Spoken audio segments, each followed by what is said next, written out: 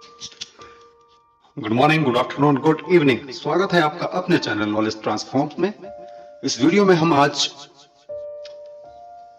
कौन कविता की व्याख्या समझने वाले हैं, इसको अर्थ समझने वाले हैं। तो आइए कौन कविता की व्याख्या या इसको अर्थ समझने की प्रक्रिया को शुरू करते हैं।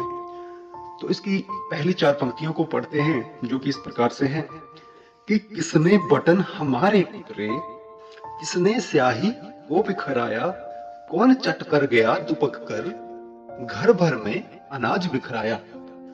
तो ये जो जिस भी जानवर के बारे में या जिस भी जीव के बारे में बात हो रही है, तो घर का मालिक जो है या घर का सदस्य जो है वो बोलता है कि किसने हमारे बटन कुतरे होंगे।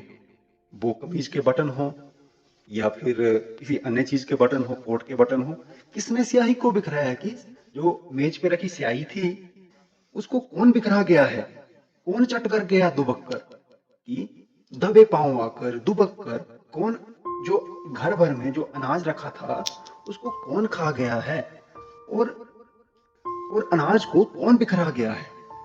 तो यहां भी इस प्रश्न का उत्तर नहीं मिल गया। तो इसकी अगली पंक्तियों पे चलते हैं, जो कि बोलती है कि दोना खाली रह गया, कौन ले गया उठा मिठाई, दो टुकड़े तस्वीर हो गई, किसने रस्सी काट बहाई। कि जो दोना था वो खाली रह गया, जो बर्तन है जिसमें मिठाई रखी थी वो खाली हो गया, और मिठाई को कौन उठा के ले गया। और जो तस्वीर रखी हुई थी मेज पर वो जमीन पर गिरकर टुकड़े टुकड़े हो गई है, 2 टुकड़ों में बट गई है। और यहाँ पे एक रस्सी भी रखी थी बगल में, उसको कौन काट गया है। तो इस पहरे में भी उत्तर नहीं मिल पाया है कि किसने ये काम किया होगा। आगे बढ़ते हैं। कभी कुतर जाता है चप्पल, कभी कुतर जूता है जाता, कभी खलीता पर बन आती, अनजाने पैसा गिर जाता। कि हमने चप्पल खोल के रखी होती है, हमने जूता खोल के रखा होता है, तो कभी वो जीव चप्पल को कुतर जाता है, उसके छोटे छोटे टुकड़े कर देता है, बड़े महीन टुकड़ों में बांट देता है। कभी वो हमारे जूतों को कुतर जाता है, और कभी खलीता पर बनाती है। जो खलीता होता है, खलीता का अर्थ होता है जेब या हमारा पर्स या वो जगह जहां पे हम रुपए या पैसे रखते हैं। तो कभी उस पर बनाती है, कि कभी वो खलीते पर भी हमला कर देता है जीव, और उसमें से जाने अनजाने जो रुपए रखे होते हैं वो गिर जाते हैं। तो अगली पंक्तियां क्या कहती हैं। किसने जिल्द काट डाली है, बिखर गए पोथी के पन्ने, कौन जो रोज टांगता धो धोकर में, कौन उठा ले जाता छन्ने। कि जो हमने किताबें रखी हैं उसके ऊपर जो सुरक्षा उसका गत्ता होता है, उसकी सुरक्षा के लिए गत्ता होता है, उसको कौन काट गया है भला। वो जो पोथी है, पोथी यहाँ किताब को बोला गया है, कि किताब के पन्नों या पृष्ठों या पेज को कौन बिखरा गया है। और मैं जो धो धो कर रोज एक छन्नी टांगता हूँ, कपड़े की छन्नी जो मैं टांगता हूँ, उसे कौन उठा ले जाता है। तो इसका प्रश्न अभी भी नहीं मिल पा रहा है। कुतर कुतर कर कागज सारे, रद्दी से घर को भर जाता, कौन कबाड़ी है जो कूड़ा, दुनिया भर का घर भर जाता। कि हमारे कागजों को कुतर देता है, छोटे छोटे हिस्सों में काट देता है, और पूरी घर ही घर में रद्दी रद्दी और कागज ही कागज कर देता है। और ये कौन कबाड़ी है जो पूरे दुनिया भर का कूड़ा जो है घर में ले आता है। तो कबाड़ी वो व्यक्ति होता है जो कूड़े को इकट्ठा करता है, कचरे को इकट्ठे करते हैं और उसको बेचते हैं। तो ये कौन व्यक्ति है जो कबाड़ी बनकर हमारे घर को कबाड़ खाना बना जाता है। अगला पहरा क्या बोलता है।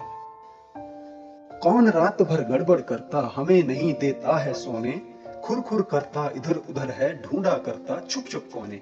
कि रात भर हमारे घर में कौन गड़बड़ करता रहता है और हमें सोने भी नहीं देता। खुर खुर छुर छुर करते करते हैं, यहाँ करता है, कभी उस कोने में करता है, कभी वहां उस दूसरे कोने में करता है, और कोने कोने में छुपता है और पता नहीं वहां क्या ढूंढ रहा होता है। रोज रात भर जागता रहता, खुर खुर इधर उधर है धाता, बच्चों उसका नाम बताओ, कौन शरारत ये कर जाता।